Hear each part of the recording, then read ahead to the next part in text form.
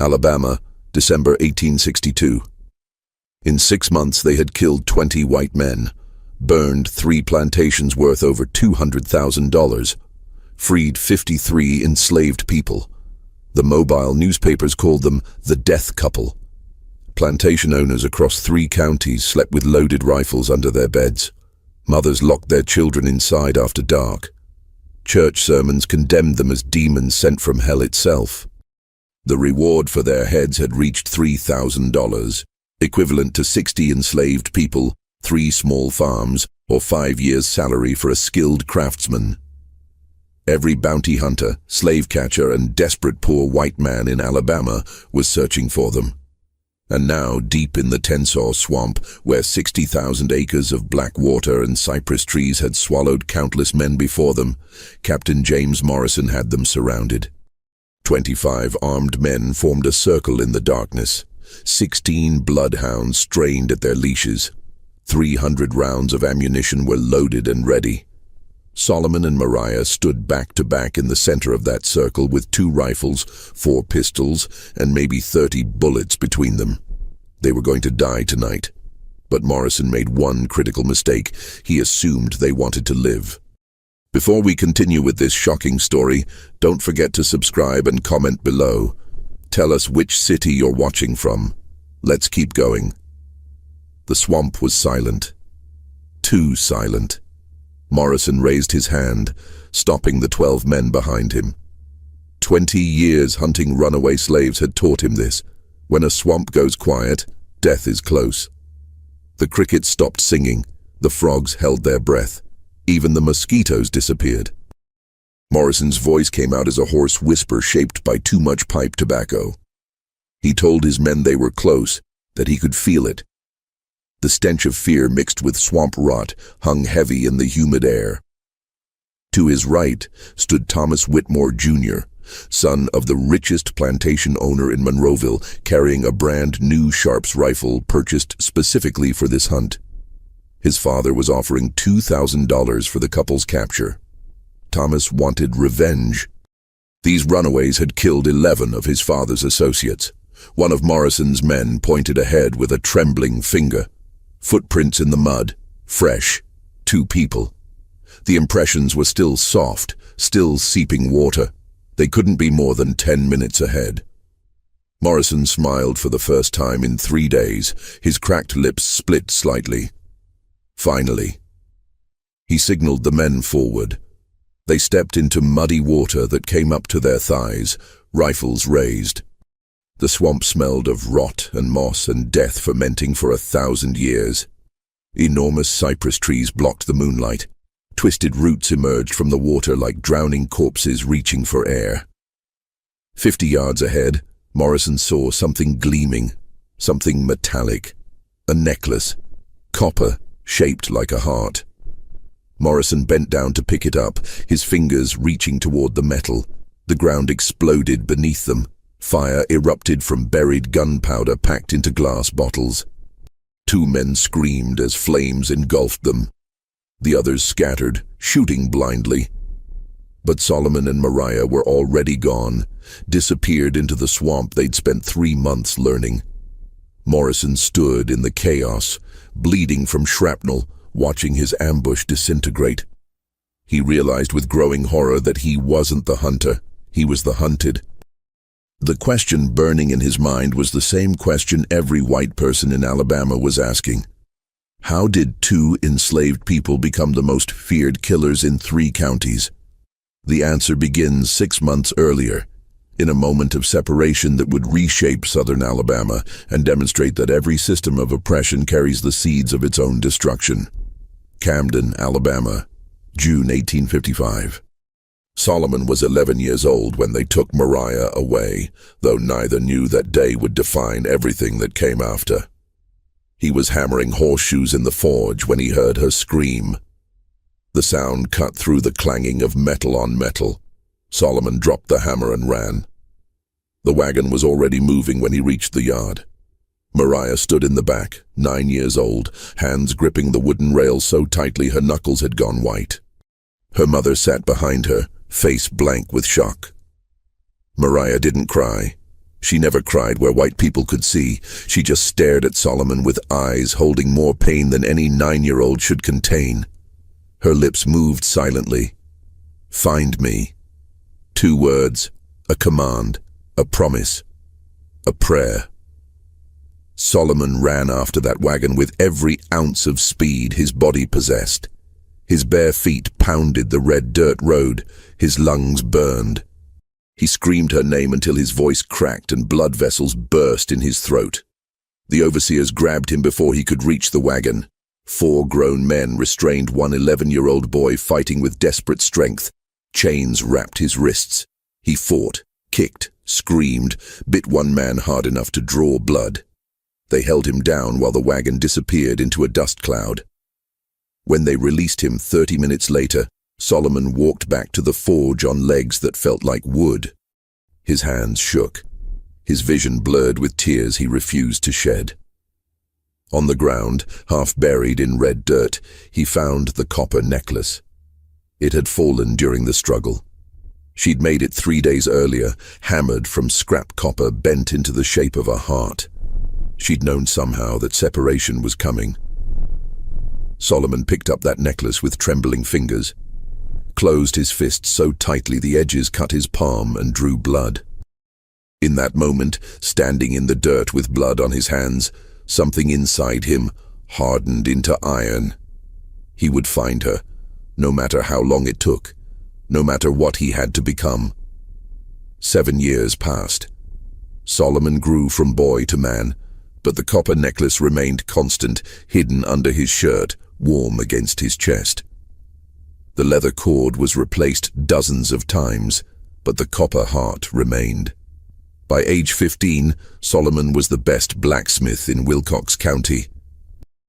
Master Ashworth rented him out to other plantations for $20 a week.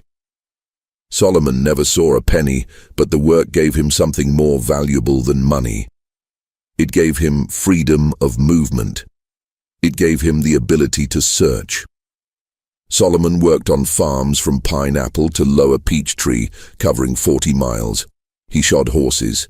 He repaired plowshares and cotton gin mechanisms. And he listened, always listening. Every plantation, he asked careful questions. Had anyone heard of a Mariah sold from Camden in 1855? Anyone seen a girl with sharp eyes and clever hands? For 6 years, he found nothing concrete. Rumors, maybe. Possibilities that dissolved like morning fog. But he never stopped searching, never stopped wearing the necklace. Sometimes at night, he would hold it and remember her voice, her laugh, the way she drew maps in the dirt. Then in March 1862, everything changed. The Civil War had been raging for a year. White men were leaving by the hundreds to fight Yankees. Plantations were short on overseers, security was loose. An old woman named Bess traveled to the Ashworth plantation selling herb remedies. She pulled Solomon aside, spoke in a whisper. She'd heard his questions. She had news. There was a girl in Monroeville, seamstress at the Whitmore place. Smart as hell. Name's Mariah. She'd been asking questions too, looking for a blacksmith named Solomon from Camden. Solomon's hands stopped moving. The hammer hung frozen in mid-air. His heart suddenly felt like it might explode. He asked if she was certain. Bess looked at him with eyes that had seen 70 years of suffering. She was as sure as God made dirt. Solomon touched the copper necklace under his shirt with trembling fingers. He'd found her. Meanwhile, in Monroeville, Mariah was planning war. She worked 12 hours daily sewing dresses for white women who complained endlessly about stitching she'd made perfect. Her fingers bled from needle pricks. Her back ached. But her mind never stopped working. She memorized everything with precision. Patrol schedules that changed every Tuesday and Friday. Which overseers were vicious versus merely following orders. Every dog's temperament. The Tombigbee River was 23 miles west, fordable in 3 places. The swamps near Purdue Hill were navigable on foot if you knew the paths. She learned that John Whitmore traveled to Mobile once a month.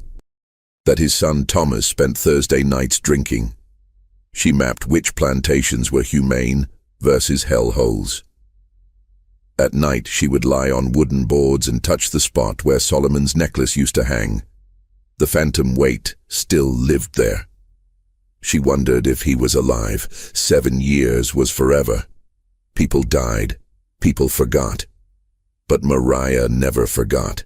The memory of Solomon's face was carved into her mind like words into stone. When Master Ashworth sent Solomon to Monroeville in June 1862 to deliver cotton, it was routine business.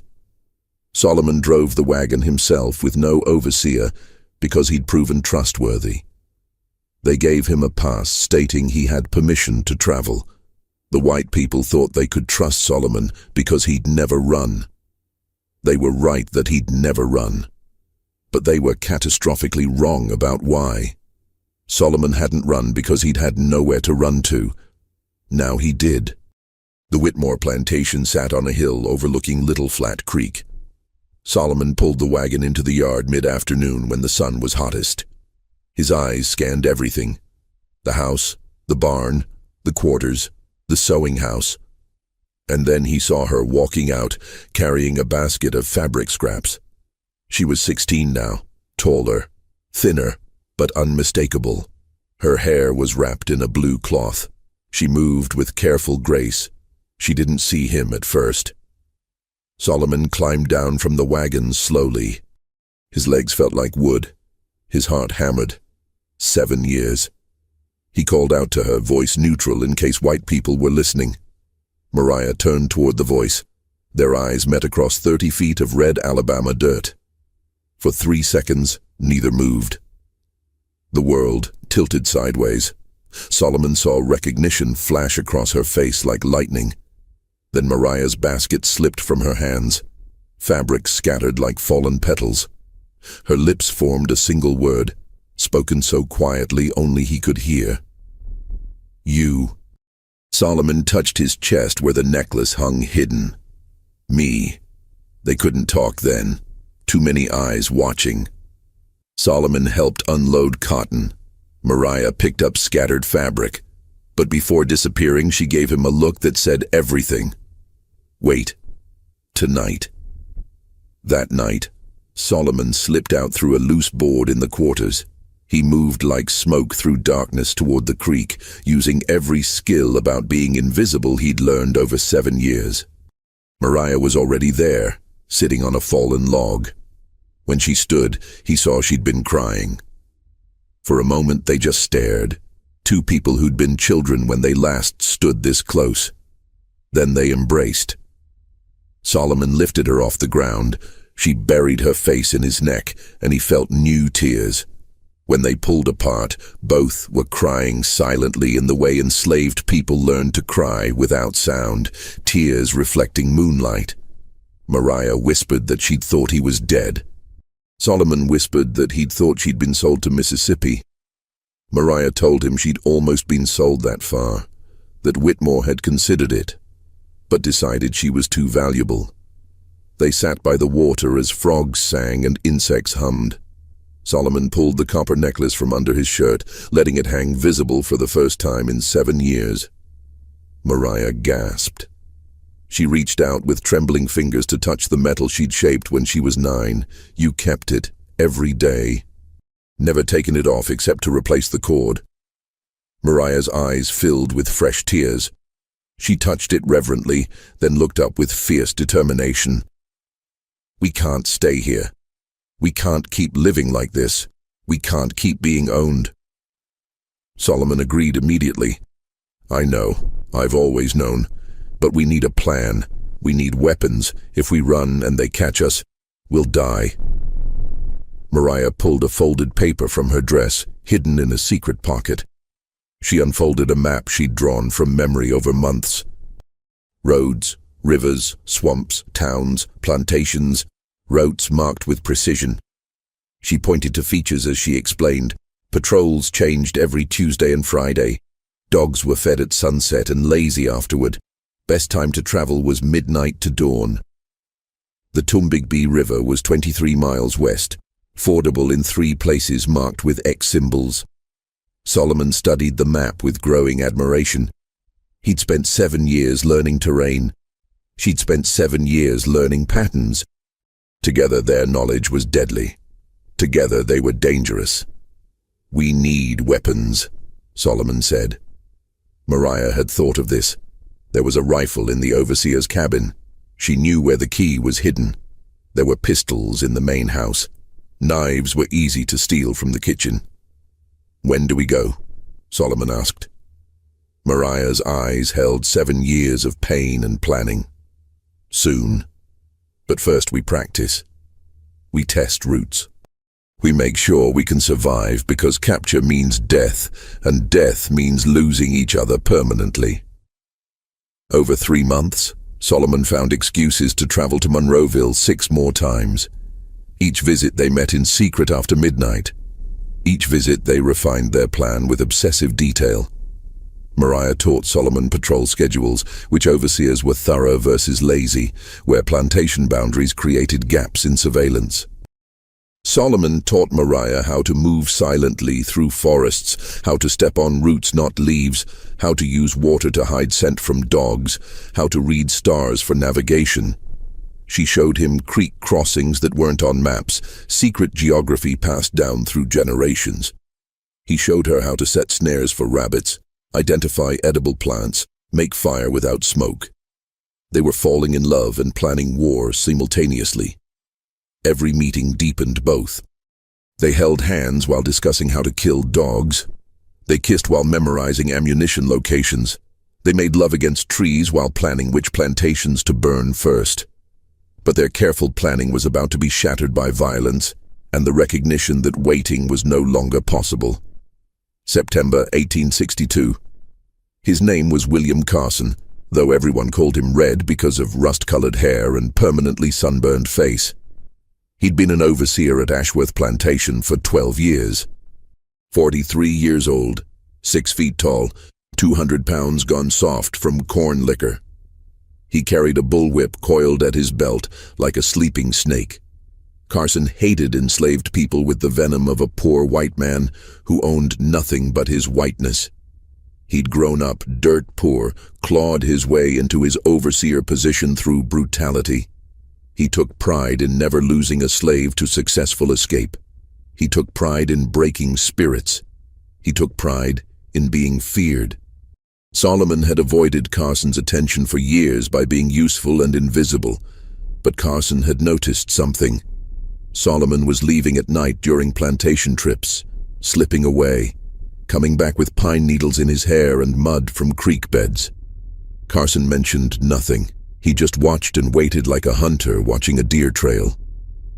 In September, he followed Solomon to Monroeville. That night, Solomon escaped the quarters and followed the familiar route to Bear Creek. They were discussing final escape details when they heard the horse approaching. The sound of hooves on soft ground, the creaking of leather, the jingle of bit and bridle. Carson rode into the clearing like a demon from hell. His horse was black, his silhouette darker against dark sky. He dismounted with deliberate slowness, savoring the discovery. "Well, well, well," he drawled. "Solomon's got himself a sweetheart." Solomon stepped in front of Mariah instinctively. "We weren't doing nothing wrong, sir. Leaving quarters after dark. Meeting a girl from another plantation. That's 2 violations, boy." Mariah tried taking blame. "This is my fault, sir. I asked him to meet me. I was lonely." But Carson's eyes slid to Mariah with a look that made Solomon's stomach turn to ice.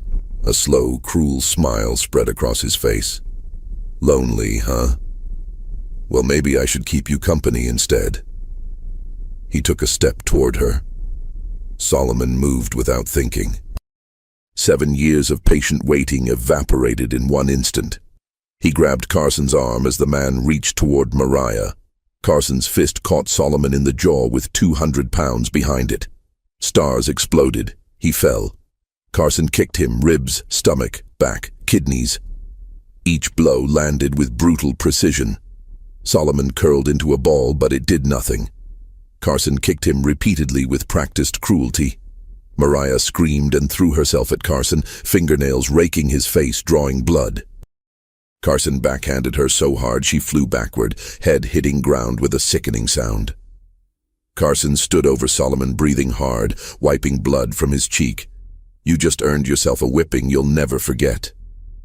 He grabbed Solomon by the hair and dragged him to his horse, threw him over the saddle like cargo, tied his wrists so tight circulation stopped. Before riding away, Carson turned to Mariah, bleeding in the dirt. "You say one word about this, and I'll sell your mama to the worst plantation in Mississippi, understand?" Mariah nodded, powerless, forced to watch as Carson carried Solomon into darkness. The whipping happened at dawn. Carson wanted maximum visibility, maximum witnesses, maximum effect. He woke Master Ashworth at 5 in the morning. Solomon had been caught meeting a girl from another plantation, had assaulted an overseer, needed to be made an example. They gathered all 143 enslaved people to watch. This was the point. Not just punishment, but terror. Reminder of power structure and consequences. They tied Solomon to the whipping post, thick wood worn smooth by years of blood. His hands were bound above his head, arms stretched to full extension. They stripped his shirt. His back was bare. Carson cracked the whip once in the air. The sound was like a gunshot. Some children started crying. Master Ashworth announced the sentence loud enough for everyone. 40 lashes for leaving quarters and assaulting an overseer. The second charge was a lie, but lies didn't matter when power decided truth. Solomon found old Marcus in the crowd. Marcus was already crying. Their eyes met for 1 second, and Solomon tried to tell him without words that it was worth it, that he'd found Mariah, that some things were worth any price. Then the first lash fell, and thought became impossible. The whip opened Solomon's back like a knife-cutting fabric. Pain exploded across his shoulders. His vision went white. He screamed. By the 10th lash he was begging, "Please, stop, I'm sorry, anything. Shame would come later." In the moment there was only pain and desperate need to make it stop. By the 20th lash his voice gave out. He could only make choking sounds as his body convulsed. By the 30th lash he was silent. His mind retreated somewhere deep where pain couldn't fully reach. Carson didn't stop at 40, he went to 50. The extra 10 were just because he could, because he enjoyed it, because cruelty needs no justification when power removes consequences. When they cut him down, his body collapsed like a puppet with severed strings. They carried him to the quarters and left him on wooden boards to either heal or die. Old Marcus sat beside Solomon for 3 days, applying tobacco poultices to prevent infection. Folk medicine born from necessity. Marcus fed Solomon water with a rag, dripping moisture into his mouth. He kept flies away. He prayed to a god he wasn't sure existed. On the 4th day, Solomon opened his eyes. The world was blurry. Everything hurt. Breathing hurt. Thinking hurt. Existing hurt. Marcus's face came into focus, the old man crying again. "I thought you was gone, boy." Solomon's voice came out as a rasp. "Where's the necklace?" Marcus pulled it from his pocket. The leather cord had been severed by a lash. Solomon took it with shaking hands and pressed it against his chest, then spoke 3 words that made Marcus's blood run cold. "He's gonna pay." Marcus told him not to talk crazy. Talking about revenge against a white man was suicide. But Solomon's eyes held conviction that terrified Marcus. He's gonna pay with his blood. Not someday. Soon. 3 weeks later, Solomon could walk, though his back would never be the same. Scars thick and ropey. 5 weeks later, he was back at the forge, appearing to be the same obedient slave. But he wasn't the same. Something had hardened inside him like iron quenched in cold water. And he watched Red Carson every day with the patience of a predator. He sharpened a railroad spike into a knife, using the forge in darkness, grinding metal against stone until it had an edge that could cut leather. He tested the weight 100 times. He made peace with what he was about to become. In Monroeville, Mariah heard about the whipping from a traveling preacher. 50 lashes. Might not survive. Mariah vomited from grief and rage. She locked herself in the sewing house and cried until no tears remained. Then she made a decision. They weren't just escaping anymore. She wanted war. She wanted blood. She wanted every person who'd built their lives on suffering to pay. October 15th, 1862. Red Carson got drunk every Tuesday night without fail. His ritual, his reward. He would drink corn liquor from sunset until midnight, then stumble toward the main house where he kept a second bottle. The path took him past the blacksmith shop, through 200 yards of darkness where anything could happen. Solomon waited in that darkness with the patience of someone who had counted every second of 3 weeks. He'd mapped Carson's routine down to the minute. Carson would stumble down the path at approximately 12:17, singing a slurred song about a girl in Mobile. The sharpened railroad spike was hidden in Solomon's hand, metal cool against his palm. He'd positioned himself in the shadows, where darkness was deepest. At 12:17, Carson came stumbling down the path exactly as predicted, singing that song, feet unsteady. Solomon stepped out of shadows. "Good evening, Mr. Carson." Carson squinted at him. "Solomon, what you doing up, boy?" "Couldn't sleep. My back still hurts." "You remember my back?" Carson's hand went to his belt for his whip, but he wasn't wearing it. Solomon drove the sharpened railroad spike into Carson's throat with all his strength. The metal punched through skin, muscle, windpipe, artery. Blood sprayed in a fountain that looked black in darkness. Carson's eyes went wide. He tried to scream, but only blood came out. He clawed at Solomon's face. Solomon held the spike in place, staring into his eyes, watching the life drain out. Carson tried to reach for the spike, tried to pull it out, his movements weakening as blood pumped from his severed artery. His legs gave out. He sank to his knees. It took 43 seconds for Carson to die. Solomon counted everyone. 43 seconds for 50 lashes. When the body stopped twitching, Solomon pulled the spike out, wiped it on Carson's shirt, grabbed the corpse by the ankles, and dragged it into the blacksmith shop. He hid it under a pile of coal. Then he ran. He took 3 things. The copper necklace tied securely around his neck, a knife he'd forged himself, and a horse stolen from the stable. He rode south toward Monroeville, 27 miles through darkness, pushing the horse hard. The hooves pounded dirt. Wind whipped his face, his heart hammered with fear and exhilaration. He'd killed a white man. There was no going back, no forgiveness, no mercy if caught. But he'd also freed himself from the most insidious chain, the belief that he had to accept whatever was done to him. He reached Monroeville just as false dawn lightened the sky.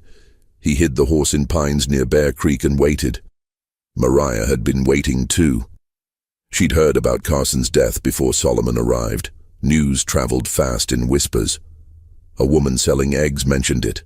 The overseer at Ashworth's was missing and there was blood. Mariah had prepared methodically. Stolen a rifle using the hidden key. Stolen ammunition, 3 bullets at a time over 2 weeks. Stolen 2 horses. Packed dried meat and cornmeal. Filled a canteen. She'd been ready to leave for 3 weeks. When Solomon arrived at Bear Creek covered in Carson's dried blood, eyes wild, Mariah was already there with 2 horses and supplies. She handed him the rifle without a word. No questions, no horror, just acceptance and action. Solomon's voice shook. "We can't go back. They'll hunt us until we're dead." "I know. They'll come with dogs, with guns. We'll be hunted like animals." Mariah's eyes were fierce. "Good. Now let's give them something to really hunt. Let's show them what happens when they push people too far." Solomon stared at her, seeing something beyond anger. Love transformed into a weapon. Grief refined into strategy. 7 years compressed into focused rage. "I killed him," Solomon said. "I killed Carson. I drove a spike into his throat and watched him die. What does that make me?" Mariah took Solomon's face in both hands. "That makes you free. Free of the lie that we have to accept what they do to us. They made you a killer. Now let's make sure they regret it." They mounted horses and rode west toward the Tombigbee River, leaving 2 plantations in chaos and 2 death warrants hanging over their heads. The death couple was born in blood and firelight, and a promise to make their oppressors pay. They would paint southern Alabama red. They would become a story that frightened children and terrified adults.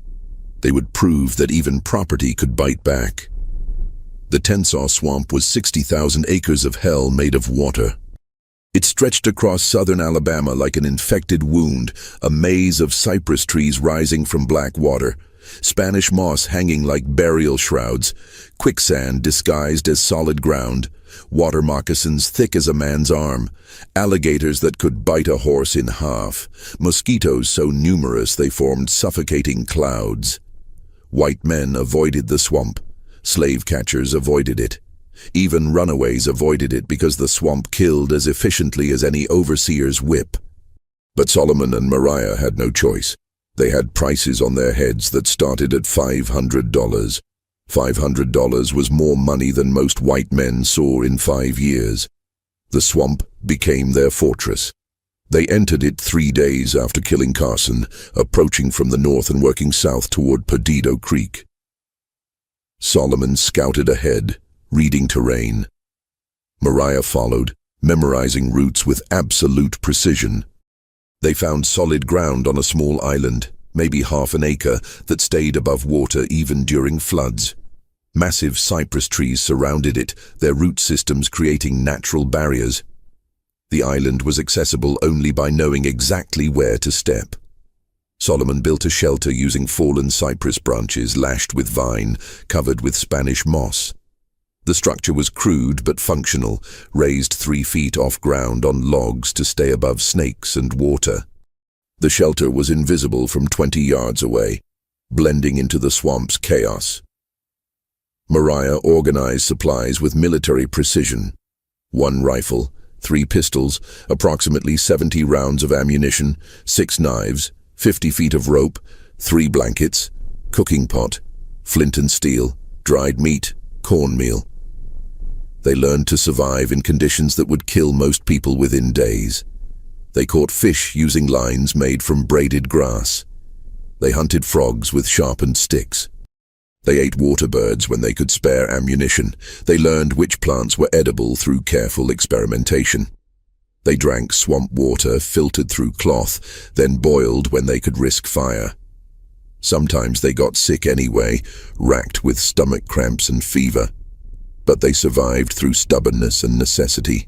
They slept in shifts, always 1 person awake, always watching. Trust was for people who could afford mistakes. They couldn't afford any. During daylight, when movement was too risky, they planned their war against slavery itself. They didn't just want to escape. They wanted revenge. They wanted to make people who'd built fortunes on suffering understand what it felt like to be afraid, to be hunted, to wonder if tonight their world would burn. The burning of Blackwood Plantation came 3 weeks after they entered the swamp. It was their first coordinated strike, their first act of war, their announcement to Alabama that something terrible had been born. The Blackwood Plantation sat on the eastern edge of the swamp in Clark County, roughly 10 miles from their island. Joshua Blackwood was known throughout Alabama for cruelty exceeding even brutal slavery standards. He branded enslaved people with his initials JB on their forearms using heated iron. He'd once burned a man alive for stealing a chicken, made everyone watch. He worked people to death and simply bought more. Solomon and Mariah watched his plantation for 2 days from the tree line, learning every detail.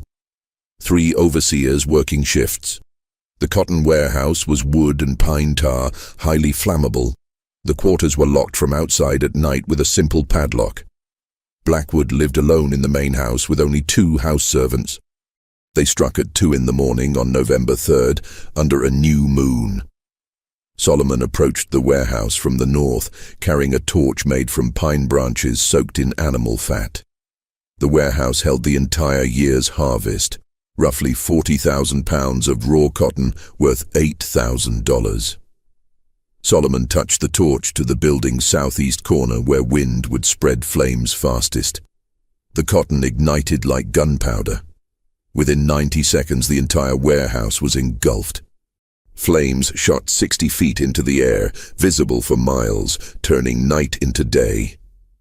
Mariah used the confusion to free the 37 people locked in the quarters. She shot the padlock off with a pistol, the gunshot lost in the roar of fire. She yanked the door open and spoke urgently, "Run, scatter, different directions, take your freedom, go now." Most ran immediately, seizing the opportunity. A few hesitated, frozen by years of conditioning. Mariah grabbed these people and pushed them toward the woods. "Move now, or die here. Those are your options." They moved, stumbling then running, disappearing into darkness. Joshua Blackwood ran out of his house in his nightshirt, screaming, holding a rifle but unable to decide what to shoot. His brain couldn't process what was happening. Solomon was waiting near the house, positioned for this moment.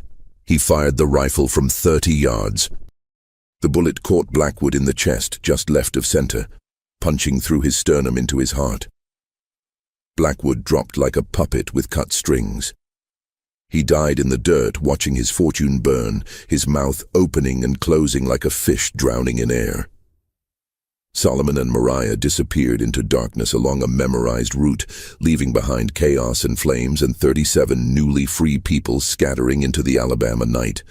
The reaction was explosive. The Mobile Register ran the headline in the largest type: "Slave Insurrection in Clark County. Plantation Owner Murdered." The article made it sound like the apocalypse, like the beginning of the race war white Southerners had feared for generations. Within days, every white person in southern Alabama knew the names Solomon and Mariah. Descriptions circulated. He was tall and powerful, skilled with weapons, moved silently. She was small but deadly, could shoot as well as any man, planned attacks with military precision. Plantation owners held emergency meetings. They doubled patrols. They bought bloodhounds bred to track human scent. They organized militias. They offered rewards that escalated. $500, then $1,000, then $1,500. But Solomon and Mariah kept striking with increasing boldness. The ambush at Pineapple came 2 weeks after Blackwood. A patrol of 6 men was hunting near Pineapple. Professional bounty hunters led by Charles Addison, who'd caught over 40 runaways in 15 years. Addison was confident to the point of arrogance. He followed hoofprints into the woods without considering they might be bait. Solomon had created those prints that morning, wearing horseshoes tied to his feet, walking backwards for 2 miles to create tracks leading into a natural killing box. When the patrol entered the clearing, Mariah was positioned in a cypress tree 30 feet up, rifle loaded, body concealed by Spanish moss so completely you could stare directly at her and see nothing. She shot Addison first because killing the leader would maximize panic. The bullet entered through his right eye and exploded out the back of his skull in a spray of bone and brain matter. He fell from his horse dead before hitting ground. The other 5 panicked completely. Horses reared. Men shouted without coordination. One fired blindly into trees. Solomon emerged from undergrowth like a ghost suddenly solid, knife in hand. He grabbed the nearest rider and pulled him from his saddle with brutal force. The man hit the ground hard, and Solomon slit his throat before he could recover. Blood sprayed across Solomon's face. Another man aimed his rifle at Solomon, but Mariah's second shot caught him in the shoulder, spinning him sideways. He dropped the rifle, clutching his destroyed shoulder, screaming. The remaining 3 fled without attempting to help, spurring horses frantically toward Pineapple, where they would spread news that would turn the death couple into legend. Solomon and Mariah took inventory: 2 rifles, 3 pistols, over 100 rounds of ammunition, 6 horses. They kept the 2 fastest horses and released the others in different locations, creating confusion. Were there more people involved? Was this a larger rebellion? They made a deliberate choice to leave the wounded man alive. A corpse could tell no stories, but a survivor would talk, would describe how the death couple moved like shadows, shot like soldiers, killed without hesitation. Fear was a weapon more powerful than bullets. The newspapers now called them the swamp devils. Church sermons condemned them as demons. Politicians demanded military intervention. The reward increased to $2,000, equivalent to a small plantation or 20 enslaved people. But despite the massive reward and increasing number of hunters, Solomon and Mariah remained free and continued striking. The massacre at Devil's Bend came December 1st and represented a turning point when pursuit stopped being regional police action and became something requiring military resources. Captain James Morrison was brought in specifically for this hunt. The best slave catcher in Alabama with 20 years' experience. He'd captured 40 people successfully, killed another dozen who resisted. He had a reputation for never losing a trail. Plantation owners pooled resources to hire him, offering $2,000 plus expenses. Morrison accepted with confidence bordering on certainty. He assembled the Dog Company, 12 professional trackers and hunters. They brought 16 bloodhounds trained to follow human scent through any terrain. They entered the Tensaw Swamp at Devil's Bend on December 1st. Morrison was methodical. He split his team into 2 groups. The dogs tracked while men followed with rifles ready. They found evidence everywhere. Cold campfire ashes, fish bones, footprints, broken branches, fresh signs, recent activity. Morrison smiled with satisfaction. After 3 weeks of searching, he was finally close. He told his men to prepare for contact, to remember these weren't normal runaways, but dangerous killers who'd already murdered 20 men.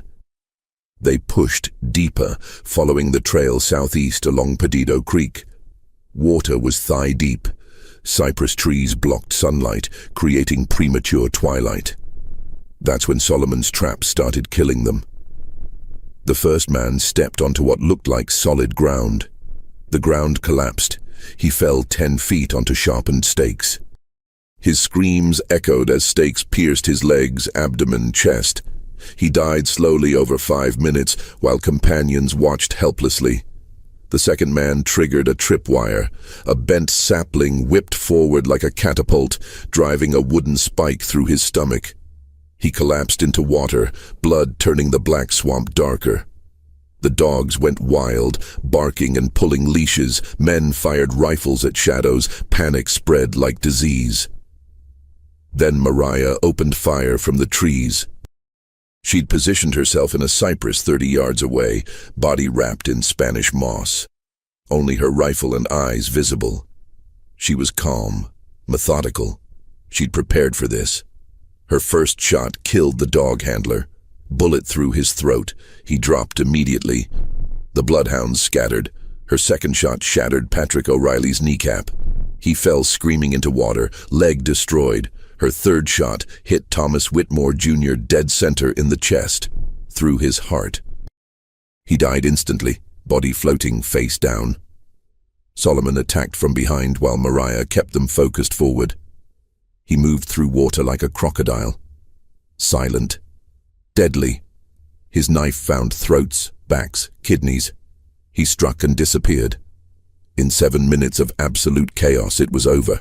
9 men dead, shot, stabbed, impaled, drowned. 3 wounded so seriously they could only flee. Morrison himself took a bullet to the shoulder, but managed to escape on horseback, bleeding heavily, traumatized beyond anything 20 years had prepared him for. Solomon and Mariah stood among the bodies, breathing hard, covered in blood and mud and swamp water. They stared at each other, 2 people who'd started as children in cotton fields and had transformed into Alabama's most feared killers. "We can't keep doing this," Mariah said quietly. "Eventually they'll send the army." "I know." We should leave Alabama, head north, find Union lines. Solomon touched the copper necklace around his neck, now stained with blood. One more. John Whitmore, the man who owned you. He dies. Then we go. Mariah thought for a long moment. John Whitmore was still alive. Still enslaving 70 people. Still profiting from suffering. One more. Then we find freedom. They had no idea they only had 10 days left. December 10th, 1862. The Devil's Bend massacre shocked Alabama. 9 professional hunters killed in 7 minutes. Morrison wounded and humiliated. The dog company destroyed. The governor issued an emergency proclamation. Reward increased to $3,000, dead or alive. Confederate Army units authorized to assist. Martial law declared in 3 counties. Every able-bodied white man conscripted into patrols. But more importantly, white people were terrified in a way they'd never been before. Solomon and Mariah had shattered the myth of white supremacy. They'd proven enslaved people could resist, could kill, could win. They had to be stopped. Not just caught, not just killed, destroyed completely. Morrison, recovering in a mobile hospital, came up with the final plan. He'd realized something. Solomon and Mariah targeted specific plantations, places known for exceptional cruelty. They weren't random. They had a moral code. Morrison did research. He learned Mariah had been sold to John Whitmore in 1855. That Thomas Whitmore, Jr., killed at Devil's Bend, was the son. If the son was important enough to die hunting them, the father must be connected. Mariah would want revenge on Whitmore specifically. Morrison set his trap. He spread a rumor through captured runaways. John Whitmore was planning to sell everyone on his plantation to a Mississippi owner known for working people to death. The sale would happen December 15th. All 70 people would be separated and sold to the worst situations. The rumor was a complete lie. But Morrison knew it would spread through the invisible network. He knew it would reach Solomon and Mariah. He knew Mariah would hear about her former friends being sold to hell. He knew they would come, and he would be waiting. December 12th, 1862, midnight. Solomon and Mariah reached the Whitmore plantation, having ridden hard from the swamp. They carried everything they'd accumulated: 2 rifles, 4 pistols, multiple knives, and 6 homemade explosives, glass bottles filled with gunpowder, sealed with wax, cloth wicks inserted. The plantation looked wrong from the moment they saw it. Too quiet, too dark. No patrols visible, no dogs barking. The main house completely dark. "Something's wrong," Mariah whispered. Solomon felt it too. This felt like a trap, but they were already here. And if the rumor about the sale was true, they couldn't leave 70 people to be sold into worse situations. They studied the layout. The main house sat on a hill. The quarters downhill to the left, the barn and cotton warehouse to the right. Solomon suggested their standard approach: set fire to the warehouse to create chaos, free people from quarters during confusion, then disappear before organized response. Mariah agreed but remained uneasy. If this was a trap, the fire would expose their position immediately. Solomon acknowledged the risk but saw no alternative. They either acted or left. And leaving meant abandoning people who might need them. They decided to proceed cautiously. Together. Always together. They moved silently through shadows toward the cotton warehouse, using darkness and their knowledge of terrain. They'd scouted this plantation before during Mariah's time here. That's when the trap closed. Lanterns suddenly blazed to life around them, dozens in a circle, surrounding their position completely. Solomon and Mariah spun around, rifles ready, backs to each other, searching for escape. There were none. They were surrounded by at least 25 armed men, plantation owners, bounty hunters, Confederate soldiers, local militia. Every man held a rifle or pistol aimed at the center where Solomon and Mariah stood. Captain Morrison stepped forward, his left arm in a sling from the bullet wound. His face was haggard, but his voice was calm. "Solomon and Mariah, you're under arrest for murder, arson, and insurrection against Alabama." Solomon raised his rifle, aiming at Morrison's head. "Come and get us." Morrison calmly laid out the mathematics. "You're outnumbered 25-2. You have maybe 30 bullets between you.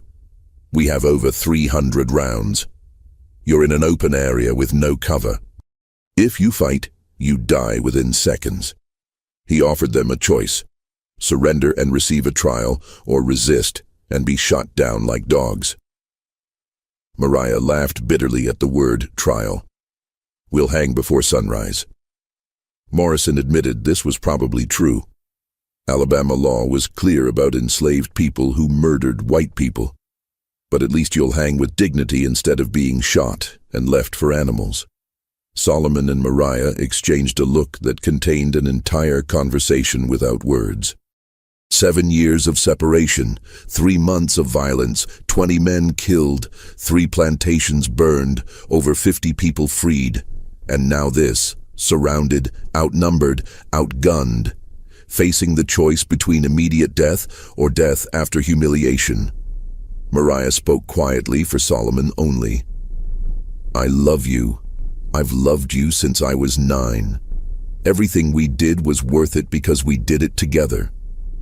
Solomon told her he loved her too, that the last 3 months had been the freest he'd ever felt, that he would die 1,000 times before going back to being enslaved. They turned back toward Morrison and the circle of armed men. Solomon's voice rang out clear and strong. "We will never surrender. We will never be enslaved again. We will never stop fighting until our last breath." Mariah raised her rifle alongside Solomon's. Her voice joined his. Together they rejected surrender, rejected subjugation, rejected everything slavery represented. Morrison sighed like a man who'd expected this outcome. Fire at will.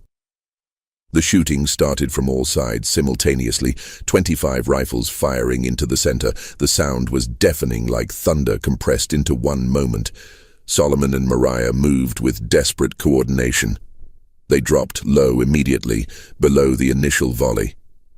Solomon threw one of the homemade explosives toward the densest cluster of men. The bottle shattered against a tree, gunpowder igniting in a flash of fire that temporarily blinded everyone. Mariah fired her rifle at Morrison, aiming for the head, but Morrison had dropped behind cover. Her bullet hit the man next to him instead, a plantation owner whose face was destroyed. They ran toward the gap in the circle created by the explosion, desperately seeking escape, though both knew it was probably hopeless. Solomon grabbed Mariah's hand as they ran. Bullets whipped past them, some missing by inches, some hitting trees and exploding bark into shrapnel. They zigzagged, using every evasion technique they knew. A bullet grazed Solomon's shoulder, drawing blood but not stopping him. Another bullet tore through Mariah's dress, missing her leg by centimeters. They reached the cotton warehouse. Solomon threw another explosive at its base. The gunpowder ignited, catching dry cotton and pine wood. Within seconds, flames began spreading. The fire created chaos among their pursuers. Some men stopped shooting, worried about hitting each other. Others rushed toward the warehouse to stop the fire. The discipline broke down into confusion. Solomon and Mariah used those precious seconds to run toward the quarters. If they could free the enslaved people, create more chaos, they might survive. But there were too many pursuers, too many guns, too many bullets. Solomon felt the first serious hit in his left leg. The bullet shattered his femur and he went down hard, his leg collapsing. He screamed from pain, white-hot and overwhelming. Mariah turned back immediately, ignoring every survival instinct. She grabbed Solomon under his arms and started dragging him toward cover behind the quarters. More bullets hit the ground around them, kicking up dirt. One bullet hit Mariah in the side, passing through muscle without hitting vital organs but causing intense pain. She gasped, but kept dragging Solomon. They made it behind the quarters, temporarily out of direct line of fire. The building provided minimal cover, but it was something. Solomon looked at his leg. Bone protruded through torn flesh. Blood pumped steadily. He knew immediately this wound was death, even with medical care. In the middle of a firefight, it was absolutely fatal. "Leave me," he told Mariah, voice strained with pain. "You can still escape. The fire's creating distraction. Slip away into darkness. Reach the swamp. Survive." Mariah refused with every fiber of her being. Together or not at all. Those are the only options. Solomon tried to argue. One of us should survive. One should live to tell the story. One should escape to freedom. Mariah cut him off. She pulled out her pistol and checked ammunition. 4 bullets left. She handed Solomon one of the other pistols. He had maybe 3 bullets. "We'll make them count," she said. "We'll kill as many as possible before the end. We'll go down fighting like we lived." The men were regrouping, organizing a final assault. Morrison's voice rang out over the gunfire and the roar of the burning warehouse. He offered them one final chance to surrender. If they gave up now, he promised they would hang cleanly. No torture, no mutilation, just a quick death at the end of a rope. Solomon and Mariah answered with gunfire. The final assault came at dawn. The sun was just starting to lighten the eastern sky, creating enough light to shoot accurately. 20 men advanced on the quarters from 3 sides. They moved methodically using cover, coordinating their fire. These were experienced fighters, soldiers who'd seen combat, hunters who'd tracked dangerous animals, men who knew how to kill efficiently. Solomon and Mariah fought with the desperation of people who knew they were dying but refused to die easily. Mariah shot a man advancing from the left. Her bullet caught him in the chest and he fell. Solomon shot another man coming from the right, hitting him in the stomach. The man went down screaming. But there were too many. For every man they hit, 3 more advanced. The bullets were running out. Solomon's leg was bleeding badly enough that his vision was starting to blur. Mariah's side wound was seeping blood down her dress. When Solomon's pistol clicked empty, he threw it at the nearest attacker and picked up his knife. When Mariah's final bullet fired, she did the same. They stood back to back behind the quarters, each holding a knife, both wounded and bleeding, facing 24 armed men closing in for the kill. This was how it would end. Together. Fighting. Unbroken. Morrison walked forward slowly, his rifle aimed at Solomon's head. His voice was almost respectful. "You fought well, better than anyone expected. You killed more men, caused more damage, and lasted longer than any runaways in Alabama history. But it's over. Put down the knives and accept the inevitable." Solomon and Mariah looked at each other one final time. Mariah touched the copper necklace around Solomon's neck. He touched her face gently, his bloody hand leaving a mark on her cheek. They turned back toward Morrison and raised their knives. The final volley of gunfire echoed across the Whitmore plantation as the sun crested the horizon, painting the sky red as blood.